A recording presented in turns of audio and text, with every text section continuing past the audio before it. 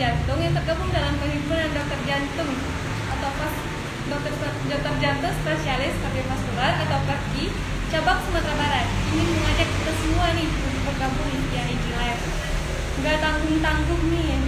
Acara ini dilaksanakan selama 7 hari berturut-turut, yaitu mulai dari tanggal 29 September hingga 5 Oktober nanti, yang akan dilaksanakan pada pukul 7 malam ini. Nah, teman-teman semua, acara kita ini bekerjasama dengan Padang Info, Warna 916 FM Padang, dan tentunya Sudut Pembo. Nah, untuk topik kita pada malam ini yaitu sakit jantung, haruskah minum obat selamanya? Menarik bukan topik kita untuk malam ini? Nah, bagi teman-teman yang mempunyai keluhan masalah jantung bisa langsung join sini dan bertanya langsung. Pada malam hari ini kita akan berdiskusi dengan dokter kita yaitu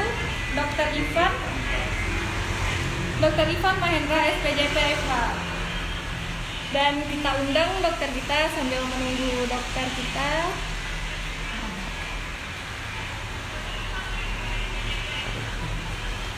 Oke, teman-teman, sambil menunggu dokter kita nih, bagi teman-teman yang ingin bertanya bisa langsung komenkan di bawah, nanti kita akan tanyakan langsung kepada dokternya.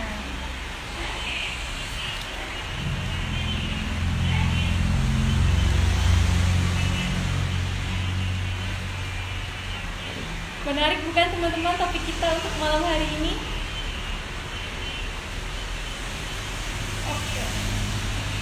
Oke, sambil menunggu.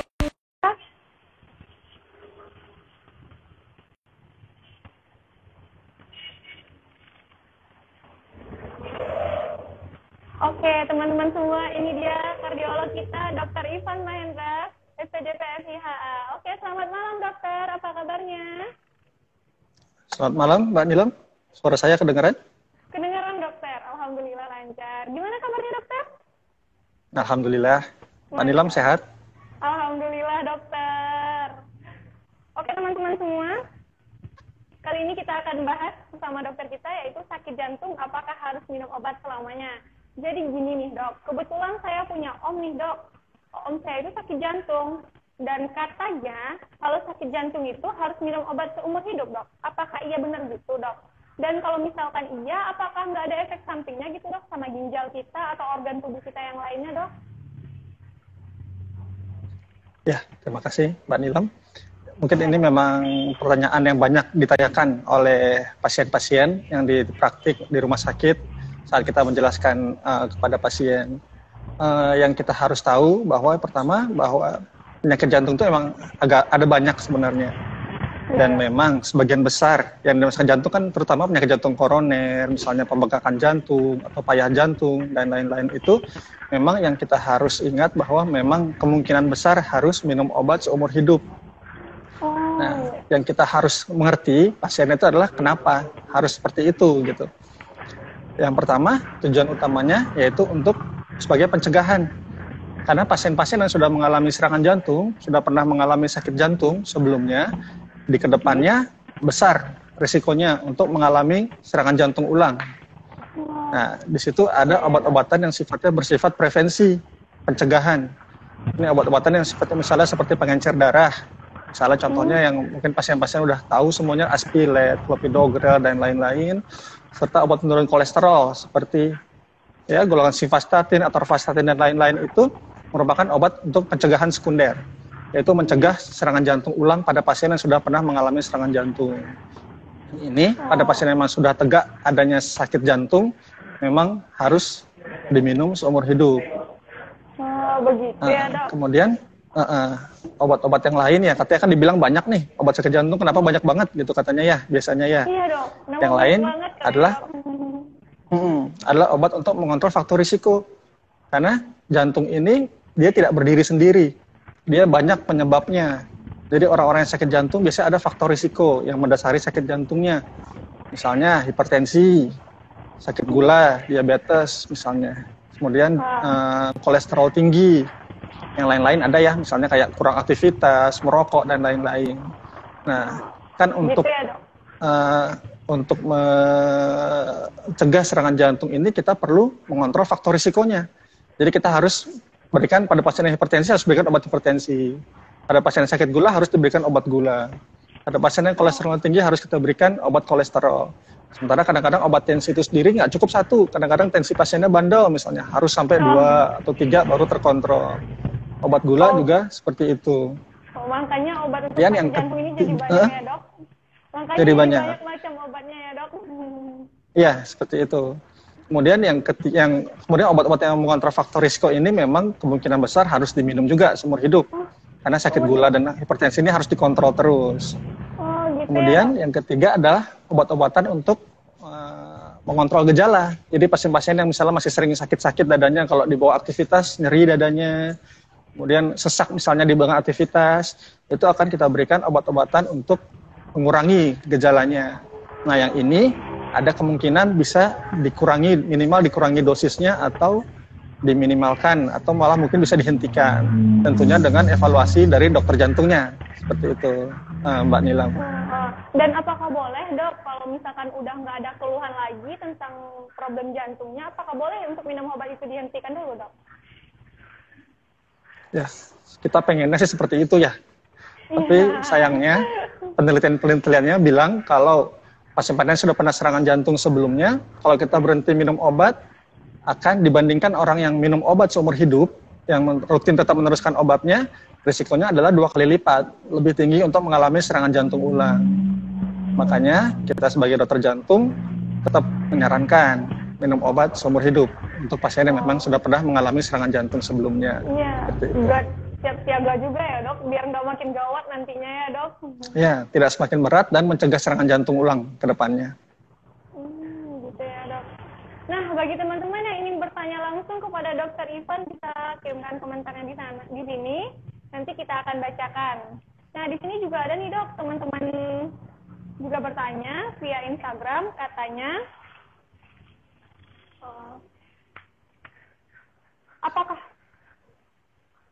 bolehkah menggabungkan obat jantung dengan obat herbal dok? Ya. Kalau obat herbal ini secara umum ya, saya sendiri kan ilmunya nggak ada soal herbal ya. Jadi saya nggak tahu secara umum. Karena saya nggak pernah mempelajari soal obat herbal ini.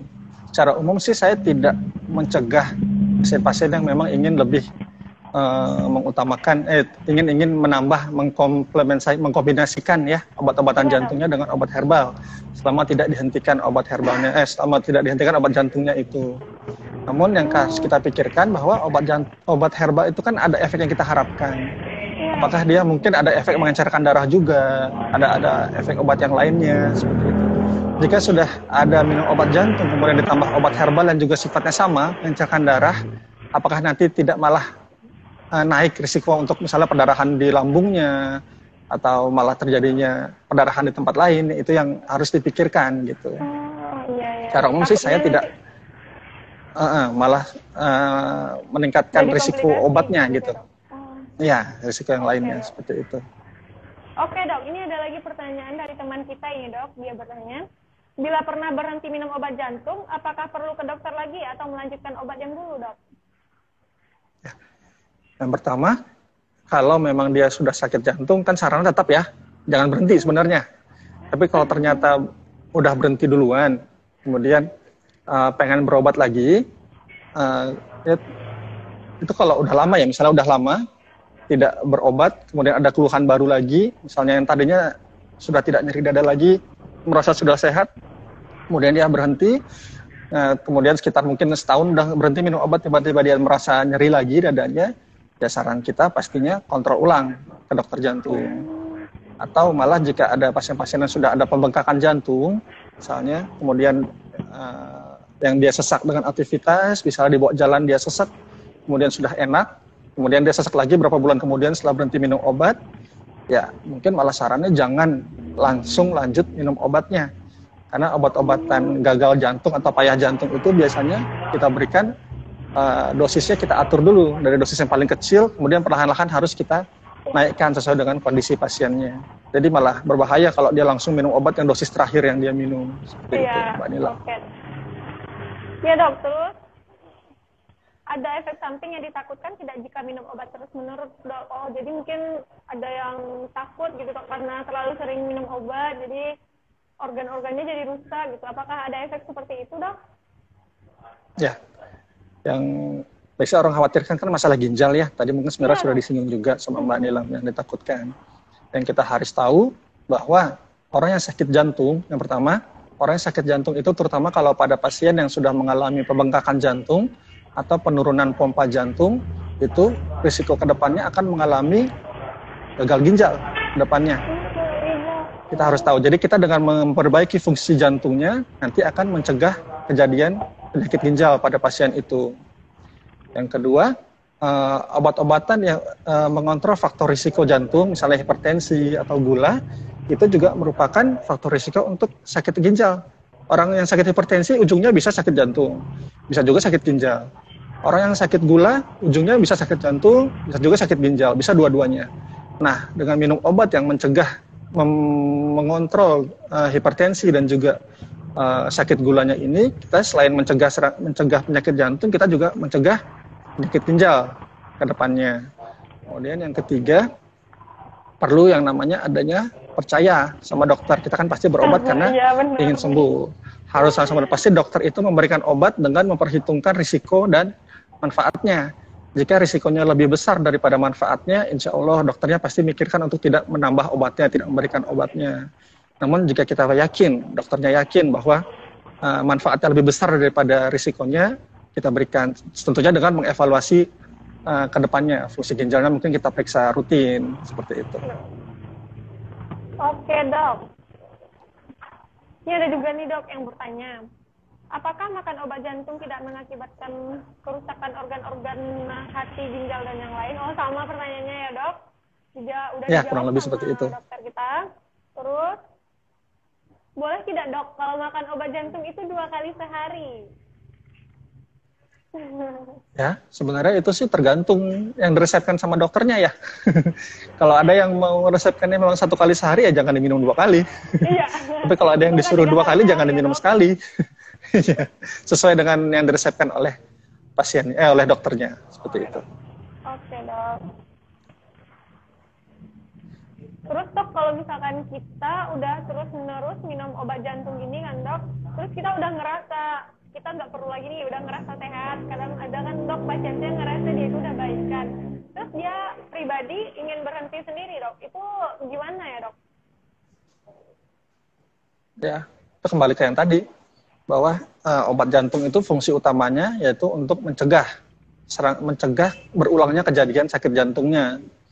Jadi ya, walaupun dia sudah tidak ada keluhan, kalau memang dia sudah pernah serangan jantung atau sudah pernah pasang cincin atau sudah pernah dibilang memang ada sakit jantung koroner ya, terutama ya ada penyempitan pembuluh darah jantung atau penyumbatan pembuluh darah jantung atau ada pembengkakan jantung, itu minum obat seumur hidup.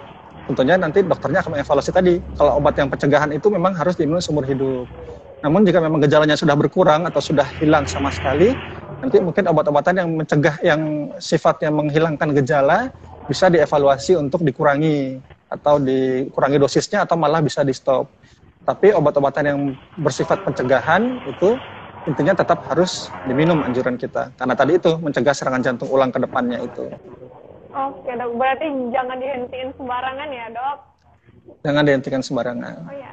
Oke, ini ada pertanyaan dari teman-teman Instagram kita, Dok. Katanya, tanda-tanda perempuan penyakit jantung apa ya, Dok? Katanya, aduh. Tanda-tanda perempuan nih, Dok. Ada bedanya Dok, antara perempuan laki-laki ternyata. Iya. Dalam hal ini maksudnya penyakit jantung koroner ya, penyakit jantung penyempitan atau penyumbatan pembuluh darah jantung. Nah, sebenarnya secara umum dia hampir sama. Kalau pasien-pasien yang ada sakit jantung kan dia nyerinya biasanya bersifat nyeri dada atau sesak nafas dengan aktivitas. Itu tergantung tingkat keparahan penyakitnya, dia akan apakah dia nyeri dadanya dengan aktivitas yang berat atau aktivitas yang ringan. Makin berat sakit jantungnya, makin ringan dia aktivitasnya sebelum merasakan nyeri dadanya. Ada orang yang misalnya nyeri dada dengan naik tangga 3 lantai baru sakit dadanya. Tapi ada orang yang sudah sakit nyeri dadanya atau sesak nafasnya cuma dengan jalan sedikit, jalan kamar mandi aja udah nyeri dadanya atau sudah sesak nafasnya. Itu merupakan tanda-tanda serangan jantung atau sakit jantung, penyempitan atau penyumbatan pembuluh darah jantung yang bersifat kronis. Untuk perempuan sebenarnya hampir sama keluhannya, tapi memang pada perempuan yang kita harus waspadai adalah kadang-kadang pada perempuan ini keluhannya bisa tidak terlalu khas. Jadi bisa saja malah kayak nyeri ulu hati atau cuma rasa nggak nyaman aja di dada, seperti itu. Terutama pada perempuan yang sudah tua, yang sudah berhenti menopause. Karena biasanya perempuan yang masih menstruasi itu masih ada sifat protektif, ada perlindungan terhadap serangan jantung yang bersifat dari hormon yang menstruasinya itu. Seperti itu, Mbak Nila. Berarti hampir sama antara perempuan dan laki-lakinya ya, Dok? Nah, sekarang ada lagi nih, Dok, pertanyaan dari teman-teman Instagram kita nih, Dok. Katanya, apa orang yang berbadan lebih berat rentan terkena penyakit jantung, Dok? Ya, memang salah satu faktor risiko untuk jantung itu banyak. Sebenarnya ya, kita sudah jelaskan tadi, misalnya sakit hipertensi, kemudian sakit gula, kolesterol tinggi, merokok ya pastinya merokok, kemudian ada riwayat keluarga. Kalau ada riwayat keluarga yang sakit jantung, itu meningkatkan risiko ke depannya. Ya, pada pasien-pasien yang berat badannya berlebih, apalagi sudah tingkat obesitas, ya pastinya itu meningkatkan risiko dia, apakah dia karena kolesterolnya meningkat atau karena yang ada namanya sindrom metabolik, yaitu karena kegemukan itu meningkatkan risiko-risiko apakah dia sakit gula, kemudian kolesterol dan lain-lain yang menyebabkan meningkatnya risiko serangan jantung ke depannya. Apalagi obesitas biasanya juga kurang aktif ya, dia kurang jarang olahraga, kurang jalan seperti itu, sehingga memang meningkatkan risiko kejadian serangan jantung ke depannya. Terus, Dok, ada lagi yang bertanya nih, Dok. Apa boleh minum obat kalau ada keluhan sakit gitu, Dok? Ya, biasanya obat jantung itu selain yang rutin diminum, yang tetap rutin diminum, ada obat yang diminum kalau misalnya sedang nyeri dada saja atau sedang sesak nafas saja. Ada obat yang memang dikhususkan oleh dokter jantungnya kalau memang pasiennya masih sering ada keluhan seperti itu. Dan biasanya dia diminum kalau nyeri dada saja. Tapi obat-obatan yang tadi yang sifatnya mencegah, mengontrol faktor risiko tetap diminum walaupun ada keluhan maupun tidak ada keluhan lagi tetap diminum, dengan kita menyiapkan obat-obatan yang bersifat tadi untuk gejala tadi. Kalau ada nyeri dada, diminum. Biasanya obatnya nanti ada diminum misalnya di bawah lidah, diletakkan di bawah lidah untuk mengurangi nyeri dadanya atau sesaknya. Seperti itu, Mbak Nila. Oh, berarti obatnya ada dua jenis juga ya, Dok? Ada obat yang diwajibkan dan ada obat yang khusus gitu ya, Dok? Ya, seperti itu. Terus, Dok, ada lagi nih, Dok, pertanyaannya. Bolehkah ambil obat dari puskesmas atau haruskah dari dokter jantung, Dok? Aduh, menarik ya, Dok, pertanyaannya. Ya, biasanya kalau pasien-pasien waktu awal misalnya baru serangan jantung atau baru tegak adanya masalah jantung, apakah dia ada penyempitan pembuluh darah jantung ataukah ada pembengkakan jantung, itu sebaiknya saat awal memang ke dokter jantung dulu. Karena mungkin sudah kita jelaskan tadi, terutama pada pasien dengan pembengkakan jantung, obat-obatan yang kita berikan itu dosisnya kita berikan dosis yang kita inginkan tidak sama dengan dosis yang awal kita berikan. Kita berikan dari dosis yang kecil dulu, tapi kita targetnya itu lebih tinggi daripada itu. Jadi ada penyesuaian dosis ke depannya sampai tercapai dosis optimal yang memang sudah terbukti bisa memperbaiki pembengkakan jantungnya itu. Nah, kadang-kadang kalau pasien memang sudah nyaman sekali, sudah enak, dan obat di puskesmas sudah tersedia, bisa saja kalau memang obatnya sudah tidak berubah lagi dosisnya, keluhannya sudah tidak ada lagi, dan pasien cuma tujuannya menjaga saja kan, tidak kita menjaga jantungnya supaya stabil saja, tidak berulang lagi serangan jantungnya, bisa saja nanti kontrol ke puskesmas saja, mungkin sekali 6 bulan atau sekali berapa bisa kontrol ulang evaluasi ke kardiolognya, ke dokter jantungnya. Iya. Tapi yang pasti waktu awal-awal saat dosisnya belum, harus kita ke dokter jantung dulu awalnya. Terus nih, Dok, ada lagi dari teman Instagram kita yang bertanya nih, Dok, apakah obat jantung khususnya untuk PPCM, apakah aman untuk ibu-ibu menyusui, Dok? Atau tetap PPCM ya? Iya, jadi Dok. PPCM ini kan, ini udah khusus lagi, berubah lagi nih. Ini merupakan penyakit jantung, pembengkakan jantung yang dialami pada di sekitar ibu melahirkan. itu antara kehamilan, di bulan terakhir kehamilan sampai 5 bulan setelah melahirkan. Itu adalah masalah di mana adanya pembengkakan jantung yang menyebabkan ibu yang baru melahirkan atau akan melahirkan itu sesak nafas dengan aktivitas, mudah sesak seperti itu. Ya, sebagian besar obat-obatan jantungnya nanti akan dipikirkan oleh dokter jantungnya, apakah ini aman untuk menyusui atau tidak. Tapi sebenarnya sebagian besar memang obat-obatan itu kan pasti ada keluar lewat ASI sesedikit mungkin. Jadi dokternya pasti memilih obat-obatan yang memang seminimal mungkin lah keluar dari ASI supaya dia tidak berpengaruh ke janinnya.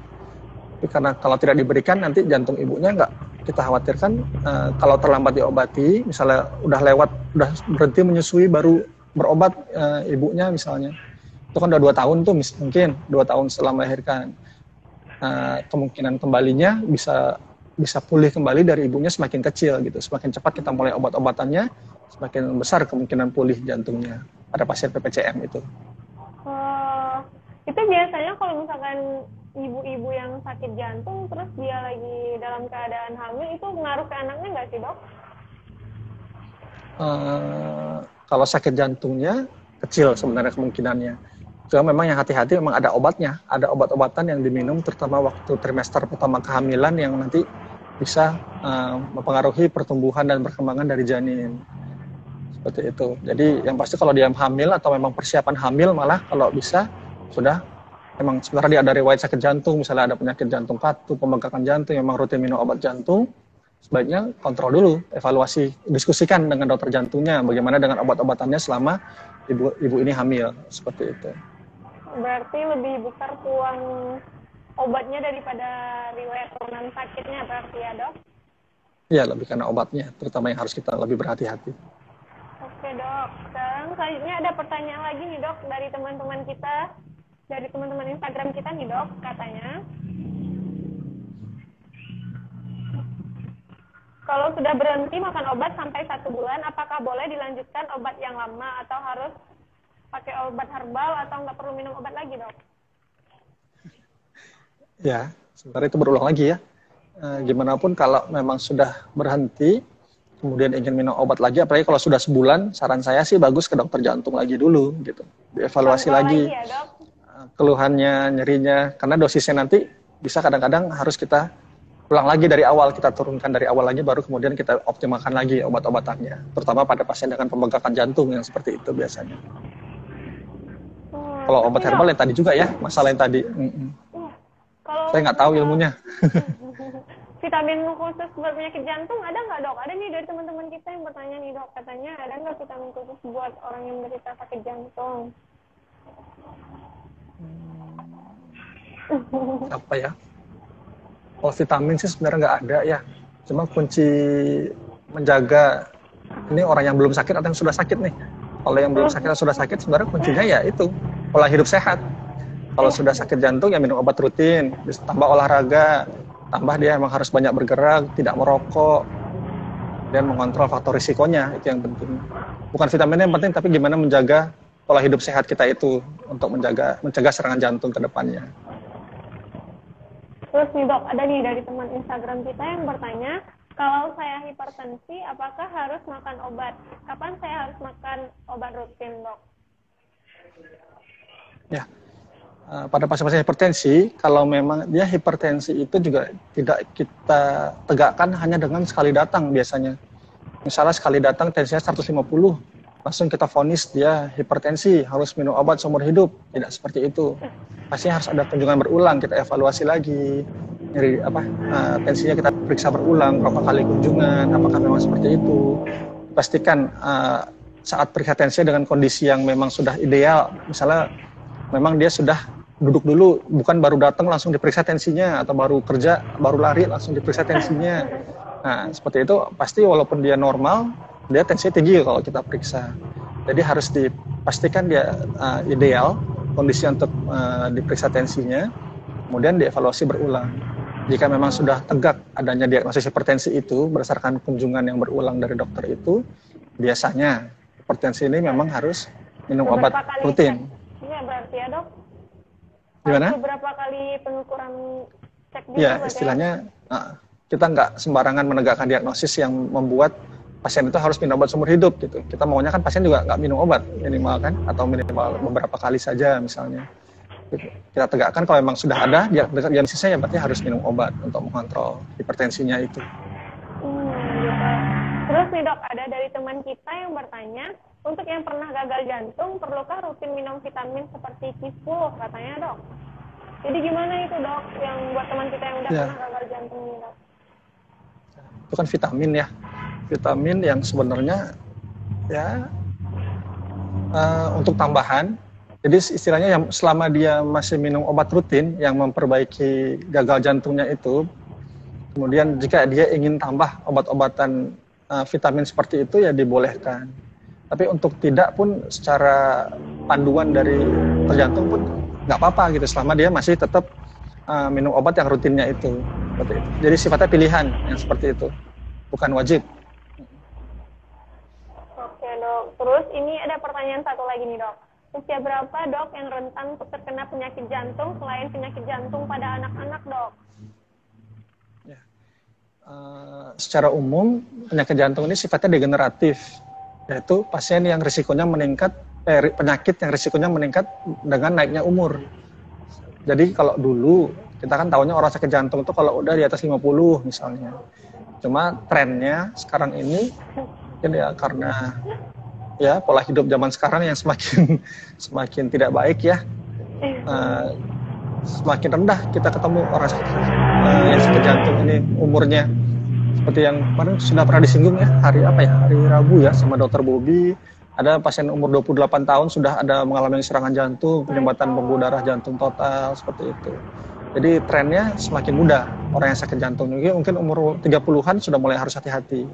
Dan dari 20-an, mungkin dari umur 20 kita harus menjaga pola hidup sehat kita untuk mencegah ke depannya jangan sampai serangan jantung di usia yang nantinya. Berarti kuncinya pola hidup juga ya dok? Pola hidup sehat. Ya, oke dok. Ini pertanyaan terakhir dari teman-teman kita nih dok. Pertanyaannya agak lucu dikit nih dok. Kalau BAB kita hitam setelah minum obat pengencer darah, apa yang harus dilakukan dok? Aduh, BAB-nya bisa hitam ternyata ya dok? Ya, jadi BAB hitam itu terutama yang dia hitam pekat ya, seperti aspal cair, itu memang harus merupakan salah satu tanda bahaya. Karena itu kan obat pengencer darah yang kita berikan. Dan BAB yang hitam itu merupakan salah satu tanda adanya luka di lambung kemungkinan. Kemungkinan bisa ke situ, maka harus cepat diperiksakan, dipastikan ke dokter jantungnya untuk memastikan apakah pasien minum obat pengencer darah, dan mungkin juga perlu berobat ke dokter penyakit dalam untuk memastikan apakah memang lambungnya ada luka dan mengobati luka di lambungnya itu. Itu merupakan salah satu efek samping dari pemberian obat pengencer darah yang harus kita tahu, pasien harus tahu. Seperti itu. Oke. Terus dari teman-teman, apakah masih ada yang ingin bertanya, bisa langsung tanyakan kepada dokter kita, yaitu Dr. Ivan Mahendra. Di sini sayang bukan kalau misalkan kita punya keluhan, tapi nggak kita tanyakan secara langsung nih. Mumpung ada Dr. Ivan yang siap membantu kita dengan problem masalah jantung. Oke dok.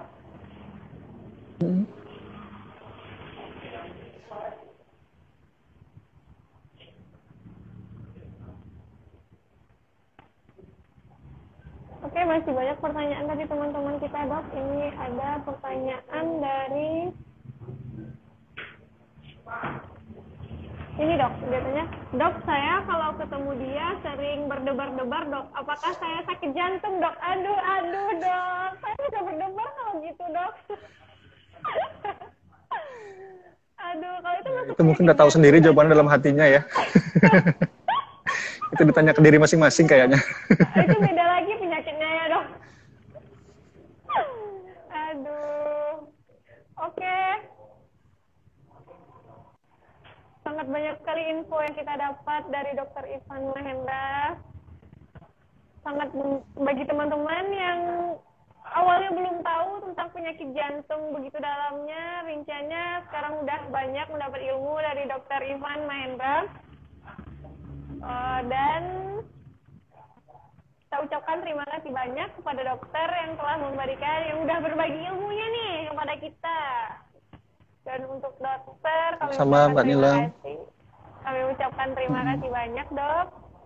Dan buat teman-teman Sama-sama semuanya, Mbak Nila. dan buat teman-teman semuanya, jangan lupa saksikan terus Cardio Talk kita yang masih berlangsung hingga tanggal 5 Oktober nanti. Masih banyak topik-topik menarik yang akan kita bahas di sini nantinya. Oke, terima kasih banyak dokter.